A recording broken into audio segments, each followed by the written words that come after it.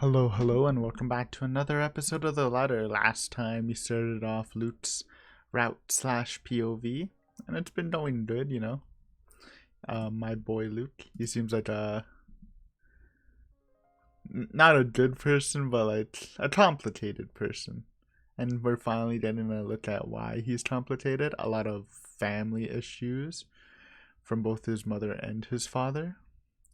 But yeah, we kind of just stopped before maybe like a not spooky Tayoko, because I feel like this is like who's calling him my lord in present day. I think there's trying to be like a weird time thing going on. But yeah, let's just get into this, man. Can I play that? Yeah, let's play it. I think those flowers look beautiful, my lord. The parlor, the room where the lady stays for her tea, it could certainly use some. That's her shaky voice. The voice is not familiar, though I'm not really one to remember such things. Small talk.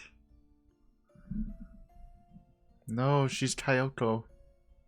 But like in human form when she was hot. Don't get baited, Luke. You're having a good moment.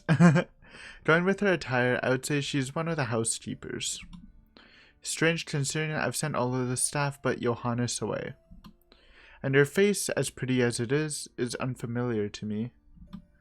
It would be a lie if I said it didn't set me on edge. Most would say that I cared little for my employees. That isn't entirely untrue.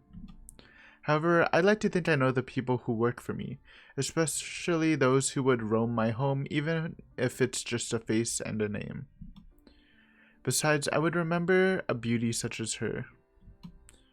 So who is this? If she is someone impersonating a household staff to get in, she's doing a bad job of it. Didn't you get the memo? Are you new? The memo? Today is a day off. You aren't supposed to be here. I expect poor excuses and apologies, the likes of her often give, but she merely smiles. Oh, no. I've been a servant here since you first came. And I see no signs of lying nor hear it in her words, yet they can't be true. But I find that I feel like I can relax. She has that sort of smile that makes one's kindness shine through without words or action. It reaches her eyes, filling them with a strange sort of mirth, as if she's just thought of something very funny. Perhaps had it been any other person, I would have interpreted it as a deceitful grin. But the curl of her lips and the shine of her eyes are too soft to hold any malice. She takes my silence as a sign that she can continue. And it's not like I feel any urgency to stop her. I'm not really in the mood for company. But I'm not adverse to it at the moment either. Entertaining a beauty like her, even for a little while, wouldn't hurt. It can help. It helps that she proves easy to listen to despite how oddly she speaks. I'm sorry. I apologize. I shouldn't have bothered you. Look at me, talking to the master of the house without even asking for permission. What will the others think? If you'll excuse me, I'll just... I haven't driven you away yet, have I? And it's your day off. I don't see why we can't chat a bit. Of course. If that is what you wish. As long as it does not get you into trouble with the lady. To even take time for someone as lowly as me. No wonder that everyone under the mansion's employ is so fond of you. Though it should have no longer been a surprise to me.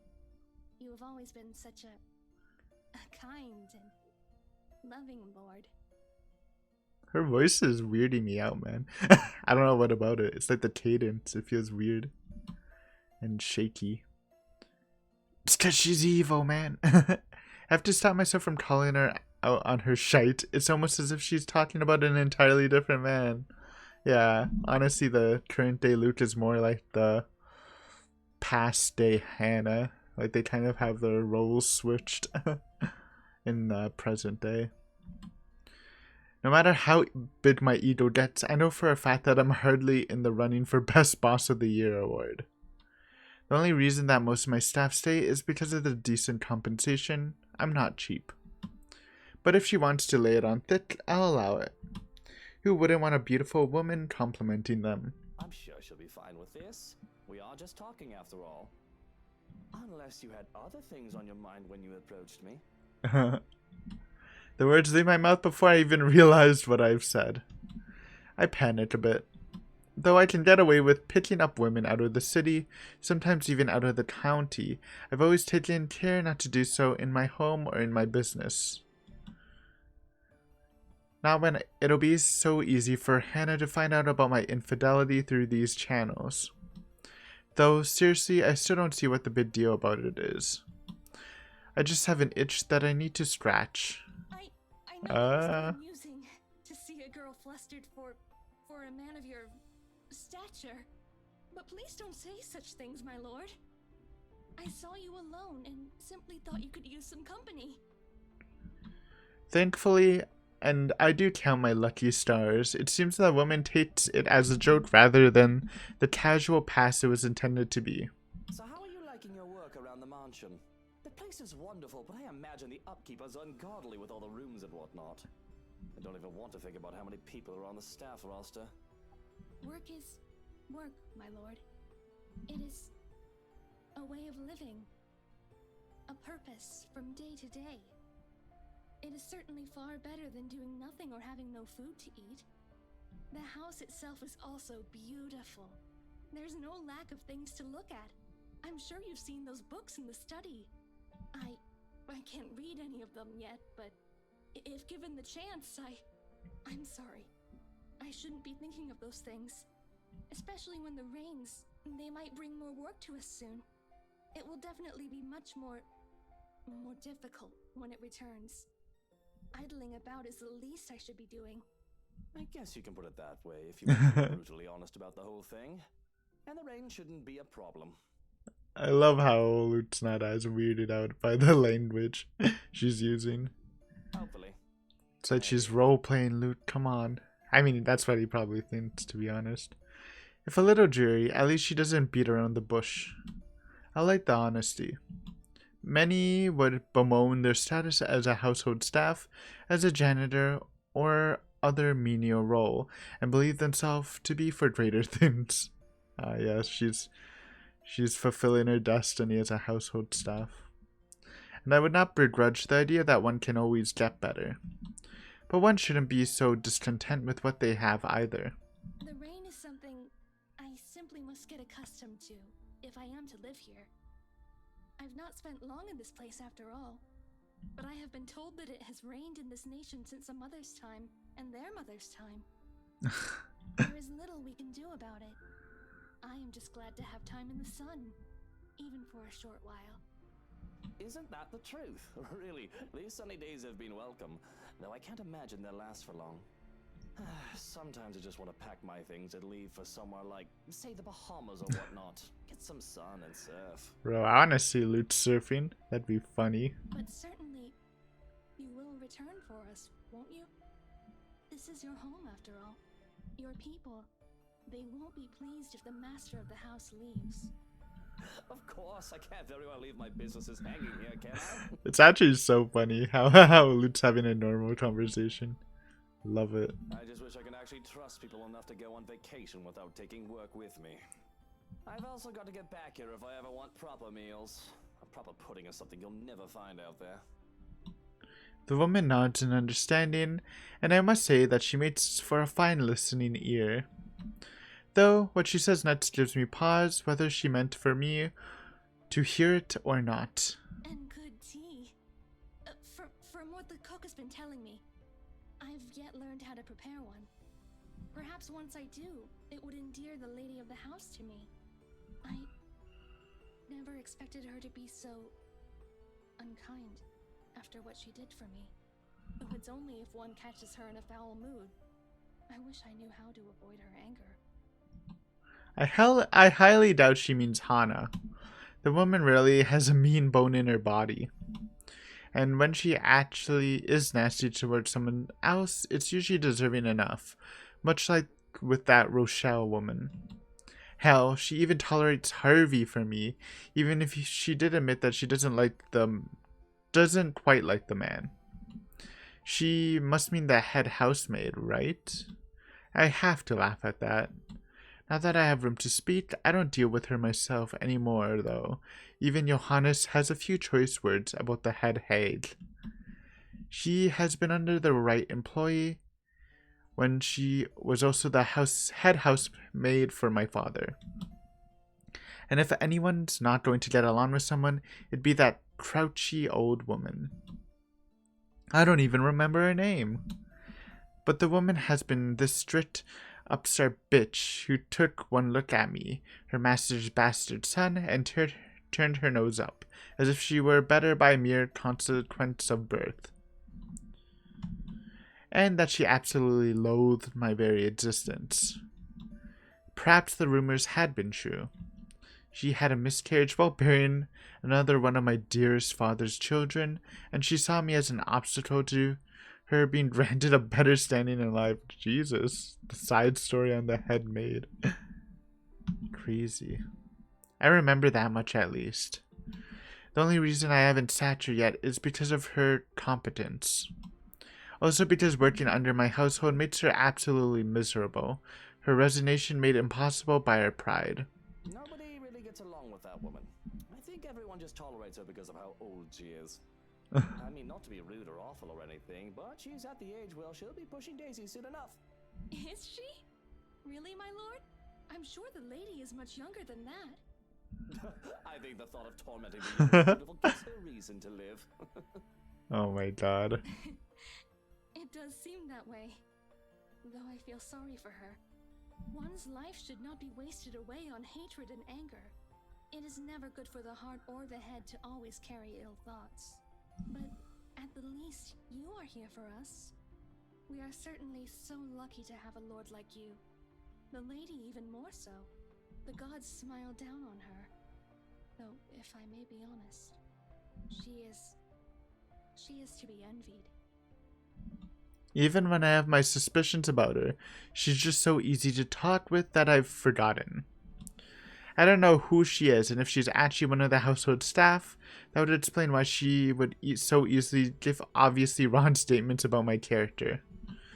Though, if she's here for malicious reasons, she would have done more than do small talk with me by now, wouldn't she? I have so many questions. Perhaps curiosity will kill this cat. It's strange that I've never seen you before. What's your name? You do not remember? I don't believe you've mentioned it, or am I missing something? You still cannot comprehend it, can you, my lord? Her answer chips away at the good mood I'm starting to get into. I have every right to be angry at the cryptic response. She threatens insubordination with her very presence alone. But instead of hurling vitriol at the woman, I take a deep breath. I do not want my mood ruined further than it already is. Not right now when I can let my temper take its course another time. Whatever your name is, and no matter how long you've been working for us, that does not change the fact that you shouldn't be here. I'll call you a cab to bring you to the city if you want. Shouldn't I? What if I do not wish to leave?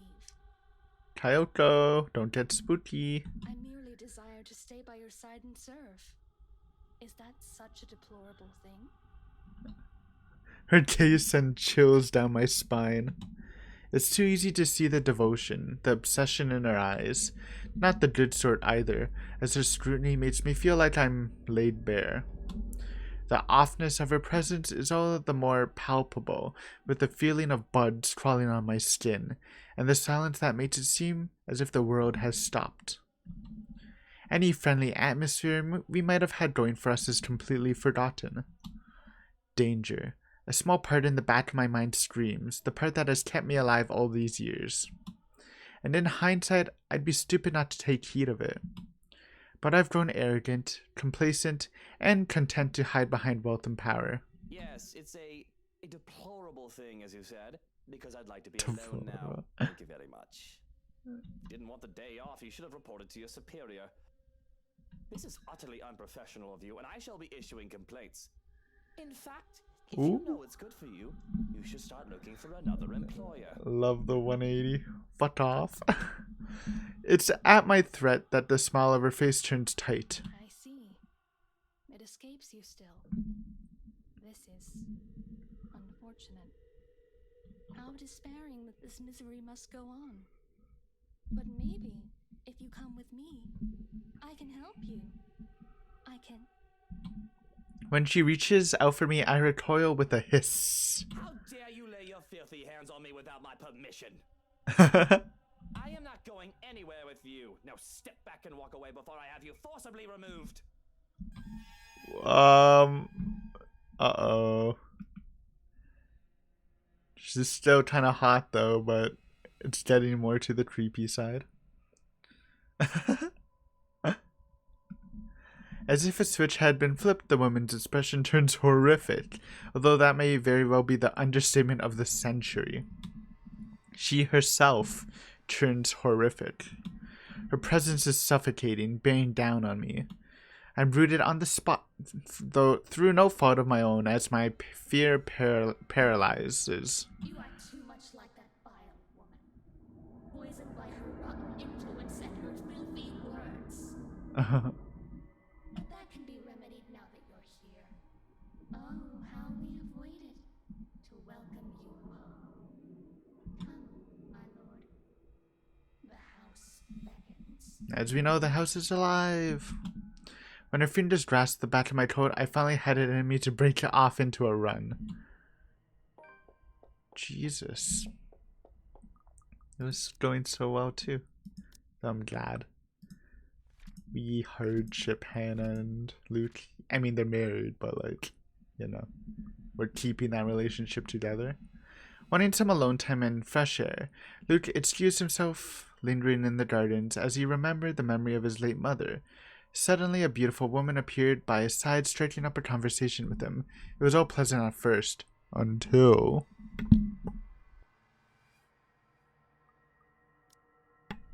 Okay. I can still feel her eyes on me as I run back to the house. But I refuse to acknowledge it, let alone look back. All I need is to get away from her and to make sure she stays away. If that means acting like a coward and seeking out company to keep me safe, nobody can tell me to do otherwise. Bravery isn't something to be lauded if it comes along with stupidity. Oh god, why is it so spooky? It must have been a sight to see, the usually composed and reserved Luke Wright bursting through the doors. Not that I have much of an audience, unless there are other staff members who's chosen to disregard my orders for them to leave. Really, I still doubt that woman is one of the staff. Mustering up the courage, I look back through the window to see if she followed me. She's gone. But I don't take any chances, putting as much distance as I can between us. Stopping to catch my breath, Johanna's sudden appearance nearly makes me jump out of my skin. Don't fucking do that! Sorry for standing. You son of a bitch! If I had a gun, I would have shot you! If I had any love left for my mutter, I'd take offense. Son of a bitch. Lol. But what happened to you? You look like you've seen a ghost. Oh, if only it were such a delusion. But I can still feel her sharp nails digging into my back. The feeling was too real for it to have been a ghost. There was his housekeeper. I think, I'm not sure. In the gardens. She was acting odd and I thought to remove myself from the scene. It's one way to put it. Strange. I made sure the rest of the staff had left and that the house was empty, as you requested. Describe this woman. She had pale skin, dark eyes, and long dark hair. She wouldn't give me her name. Am I tripping? I thought her eyes were blue. Maybe not. I half expected a name from him. The man knows his staff better than I do, after all. But instead of an answer, he grows quiet. I'm pretty sure that is not a good thing. I'm even more worried when the other man looks me over. I have to protest when he pulls back my collar. What in the bloody hell are you doing? Checking for marks. Needle marks, to be exact. We don't have anyone like that among the staff. She's easily been kidnapped. This is obviously, so this is more of the reference to, in the end of the Ashton route when Luke was like, oh, I've been invaded already this week. So it was this incident, not just Hannah's freak out. Okay. A cold feeling settles itself over me at that thought. I've long established my power over the more unsavory characters in Lutzburn. Or I thought I did. And the most harm I thought that could come to me would be slander, robbery, or incarceration. Kidnapping? An attempt on my own person? I've forgotten that I'm human, as immortal, as any other man despite my wealth and status. Fortunately, you look unharmed. But I advise that you be accompanied by trusted individuals at all times from now on. If not me, an assigned guard. I'll be informing them of this soon, as they return from their day in the city. Already I can feel the energy leave me at the realization of what could have been. All right. Yes, I suppose we should do that. But I think I'd like to call it a day. I should be safe in bed, yes? I'll stand guard outside for the night. The madam has been inquiring about you, by the way. A guard, any other threat, and he alone would be enough to make me feel safe. But what I saw, whatever it is I saw, would one man be enough? That's all well and good, but there's something else. That housekeeper, she... Luke, you're home. I was worried about you. The grin that I can muster is probably lopsided. Forced as I snapped my mouth shut to keep myself blabbing about witches and monsters. Because here I am standing in the hallway, dirt on the pant legs and sweat dotting my forehead. A far cry from my usually pristine condition. I don't want to worry Hannah. A cough. What happened to you? You look like you wrestled in the mud and lost, dear. And those flowers. Were you gardening? What? Oh, didn't realize I still had them. Kind of forgot he got them for her. I really did not. But there they are, still in my grip, the daffodils that I had taken from the garden. Even in the wake of my flight, I had refused to let them go whether I was conscious of it or not. Shall I put them in a vase? A vase? Should I? Why would I throw them away? Give them to Hana. I thought he took it for her. Or was he just doing it for himself because it reminds him of his mother? Probably a mix of both, but still. Perhaps I did it to save face, or maybe a small part of me really had planned to take them for her. But, like a young man presenting flowers to a Valentine's, I awkwardly thrust the bouquet in Hannah's direction. Cute. They're for you. Nice. These are lovely, thank you. But aren't these? The surprise is to be expected, and the open-ended question needs a little interpretation. I've never given her daffodils before, especially not from ones that I considered mine. They're for you. Don't make me think that kneeling around in the dirt was a waste of my time. It's not. It's not. Just, are you feeling alright? I hope whatever I have isn't contagious. I'm not sick, Hana. I just got them for you. I thought they'd make you feel better, brighten up the room. I don't need my intentions questioned. The thank you was enough. And I didn't mean to insinuate anything. But you're right. Thank you, truly, for these. She takes them from me then, careful not to crush the stems. There's still uncertainty on her face, which endears and annoys me in equal parts. But she does look lovely with them. The very picture of her, something that should be immortalized in paint. They should be for my mother. But it doesn't matter anymore. Why don't we turn in for the night? You must be exhausted with all that gardening. What does a dead woman care for flowers? Nice. New day. Halloween. Love to see it. Really, little sleep was had and I feel completely drained come morning. Even when Hana rises from bed, in spite of a mild fever, and invites me down to breakfast, I can't be bothered to drag myself out from the comfort of the sheets. It's not like I need to do something particularly important today. The rain that has started sometime during the night doesn't help the mood. Okay, maybe it helps just a little. Dude, I love the sound of rain if you don't actually need to go out. So calming. The strange sunny weather has been nice and all, but for it to return as it should be feels like a good sign of things to come. Perhaps things will settle back to normal and the crazy drama that has gone on lately will die down. The rhythmic pitter-patter of the rain fills the early morning silence with a steady beat. Thank goodness I don't have to be anywhere in a hurry today. I would hate to be caught unawares in this rain. With how it looks outside, it seems that the weather is making up for the sunny days it has given us with a good old-fashioned downpour. It does let up with a quarter of an hour, however. A day beginning with cloudbursts like this, locals usually take this as an immediate sign. Lutzburn's abysmal weather is back, likely for good. I hope they did a damn good job fixing this place because I'd rather not have to deal with leaky roofs. Though Hannah might find humor in it, and perhaps ask me to sing in the rain to wear out my anger, I don't like the idea that the realty did a horrid patch job with this place. It was a rush job. Well, Hannah technically paid millions for this place. It's better to live up to the price that a realty company sold it for. Not that it's something she should be fretting about at the moment, when her health's not at its best. Hannah's going to be brought into a hospital for a checkup today, and if anything, I prefer that she focuses on getting better. That fever, no matter how slight it is, can't be good for unborn children, after all.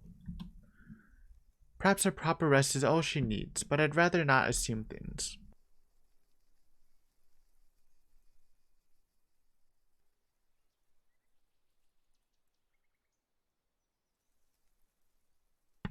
Okay. I'm a businessman, not a doctor. Wonder of wonders why I even bother agreeing to babysitting duty at that.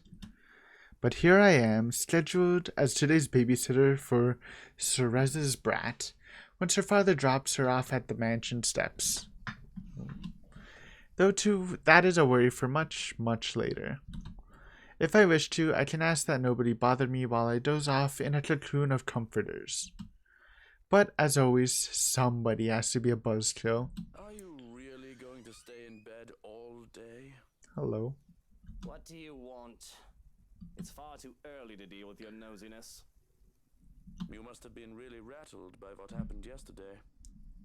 If you need to talk about it, I am quite qualified in that regard. And you aren't even the slightest bit bothered. Truly, not even the slightest bit worried? I was worried. But I realized that it's not my life in danger, is it?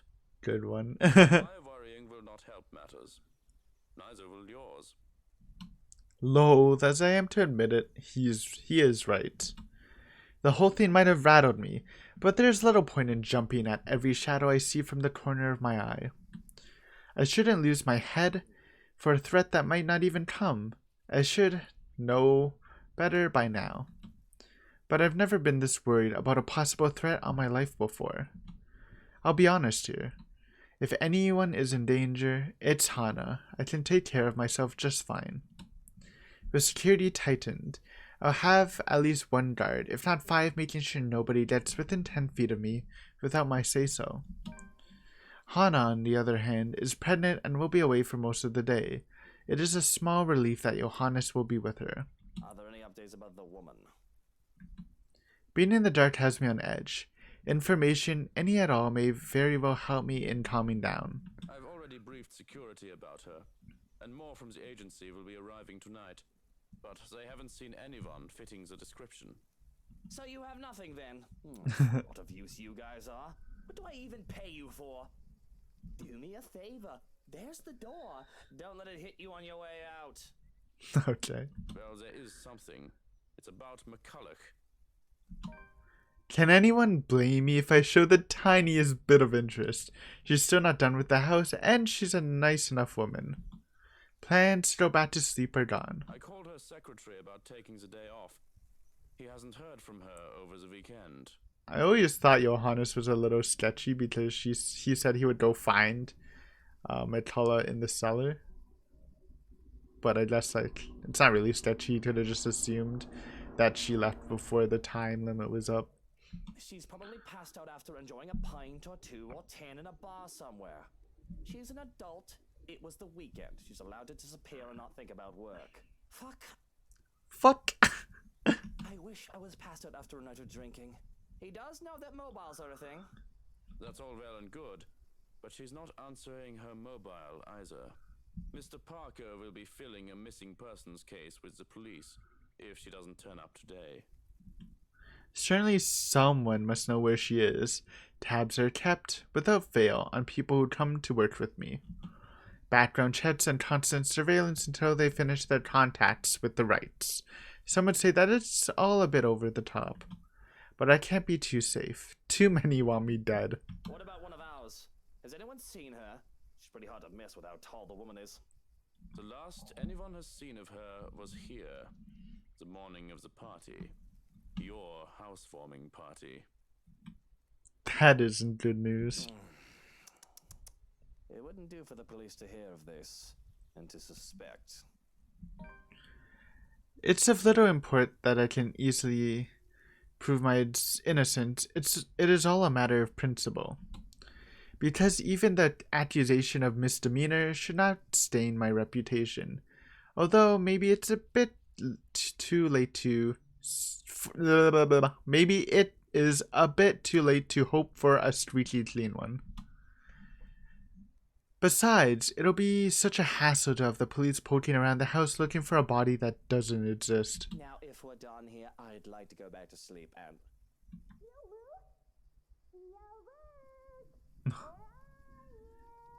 It's your girl, Kylie. Well, if there was any plans of grabbing some shut-eye, rolling over on my stomach, I can only scream into my pillow. Of course, of course.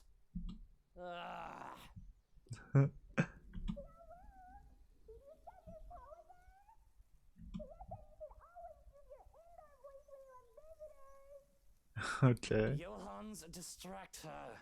Oh, look, it's time for me to go. Have fun with your little play date. So long, farewell, and auf Wiedersehen. Goodbye. Thanks, bro. No, Johans, don't you turn away from me. Keep her busy for an hour. Come on. Come on. I have to press my face against the pillow once more to suppress a groan. You just can't get loyal help anymore. Hello there, little Fraulein. Your uncle is just upstairs and will be down in a moment. He is super excited to have you today. I hope you're well rested and ready to play a lot. Nice. That bastard. I'll be down in a sec, Munchkin. Let me just... Change into a fresh shirt, brush my teeth, fix my hair, bemoan my varied distance. Wish I was anywhere else in the world right now. Don't get me wrong, Kylie is a great kid. Wonderful. Better than most brats her age. But handling a tight is the last thing I want on my agenda right now with this whole Hannah business. Fortunately, I am well versed in how the world works. I've long learned that the show must go on no matter what hurdles come in my way. So I set to preparing for the day. Running a comb through my hair is just divine and simply makes me feel more human. Bed hair is disgusting, though it isn't as bad now as it was when I was a child. With how expensive a trip to the barber's was, I often had to grow it out until mother had the time to cut it for me. The curls and the tangles were simply horrid. Why, I was even mistaken as a little girl because of that. It certainly doesn't help that I was named Lucille. A freshly pressed shirt is enough to chase away the last signs of sleepiness. The feel of crisp, clean cloth in my hands is a clear marker to the start of the day. Smoothing down my suit and my hair with a sigh, I steel myself for the horrors. The horrors that can come with taking care of a child. Good morning to you, Luke. It's been a while, Kylie. Speak of the devil, and she shall appear. Bright-eyed and bushy-tailed, Kylie grins up to me as soon as I open the bedroom door. She swings the backpack she's clutching, hitting my leg in a show of impatience and looking entirely unapologetic for it. Did you just wake up? Don't tell me you forgot. It's our playdate today. I doubt I'd forget. Kylie's visits are a frequent enough thing that they found a way into my schedule. There's supposed to be visits to her godmother, but we can't pick who a child gets along with, so long as I'm not busy, her father can drop her off for the day. Which is all good and well for me, if it made Sora as focused on work I've given him. Besides, she's a bright child, tolerable. Kid's got a good head on his shoulders, and it can get pretty mature for her age at times. Of course, they have to thank me for that. Her parents can take partial credit, but Hannah and I have been there for this kid since she was a small babe. Why I can still remember the first time I saw her, it was during her baptism. The only reason I was there was to accompany Hannah, who was to be named godmother. She was such a tiny thing, not even a year old, and swaddled in her mother's arms in white cloth. It was the first time I really saw an infant up close enough to hold one at least. It had been terrifying to be given a little child to carry after the whole water ceremony. I had never done so before that, to hold a tiny life in my arms. I could have just dropped her on her head and this little tyke before me would have stopped existing then and there. But the child just smiled at me, babbling nonsensical words as children do, and clinging to me even as I tried to hand her off to Hannah. She had thought it hilarious and adorable. My suit had been a mess, and I was nearly an anxious wreck by the time I handed her back to her mother. Yet it was pleasant too. To think that I might be doing so again soon, with Hannah's children, with our children, kids of my own flesh and blood. In a few months' time, I'll be cradling them in my arms, hearing the ring of their laughters against my ears. It's a tender thing to think about. And despite myself, in spite of all the fears that I will never be good enough for them, I'm actually looking forward to it. Of course I didn't, you little rugrat. I just had to take care of something before you arrived. Really? Well, I guess that's fine. As long as he's only for work like last time. Really? Now why don't we go back down and have breakfast in the parlor? I already ate at home. Papa made one of his tortillas de patatas. He wouldn't let me leave until I finished every bite. Sorry, I need to Google that. Food knowledge. Tortillas de patatas.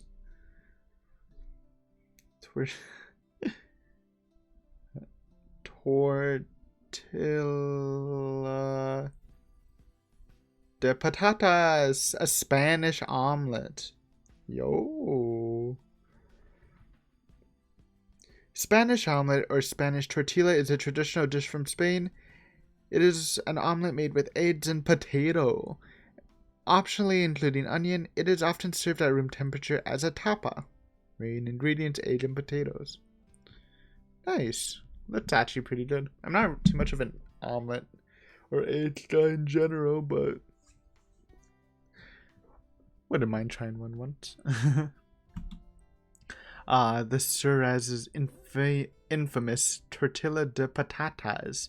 Those things are a hazard. You can probably use one to bludgeon someone into submission with how huge they are. It's a miracle Kylie can still be so energetic. I had trouble staying awake the first time I had one. Speaking of staying awake. Well, I need some coffee in me at the very least. But if you'd like, you can jump straight to dessert. Yes, dessert please. It's easy enough to manage Kylie with the promise of sweets, thankfully. The hard part is managing her before she gets the sweets, because I nearly have a heart attack when the kid races down the stairs. Just the thought of her slipping and breaking her neck is enough to make me rush down after her. Slow down, the food isn't going anywhere. The food is going somewhere. In my tummy. Good meme, good meme. Jesus fucking Christ. Oh. Children. Luke, relax, bro. That was a good joke. With a shake of my head, I usher Tylee towards the parlor and order a maid to bring food for us. Whatever breakfast there is, along with a cup of coffee for me and an ice cream for Tylee. But I can't leave the kid alone for too long, unless I want her to... I want to let her turn the other room into a slaughter ground. Alright guys, I think I'm gonna end here. I know it's a shortish episode, but I am recording in the afternoon on a weekday, so I don't have as much time as I do with my normal night recordings. But thank you for watching. Hopefully you enjoyed it. You know, we got a little spooked, a little look at not spooky Tayoko, and maybe you can understand why past Luta cheated. she was pretty cute. Little spook there, and I guess next episode we will we'll see what's on the menu with the playdate. Hopefully she doesn't turn into spooky Tylee, but whenever you see Tylee, you kind of have a suspicion that she might turn into spooky Tylee, so we'll see Lute's reaction to that. But thank you for watching. Hopefully you enjoy an hour, and I'll see you next time. Bye bye.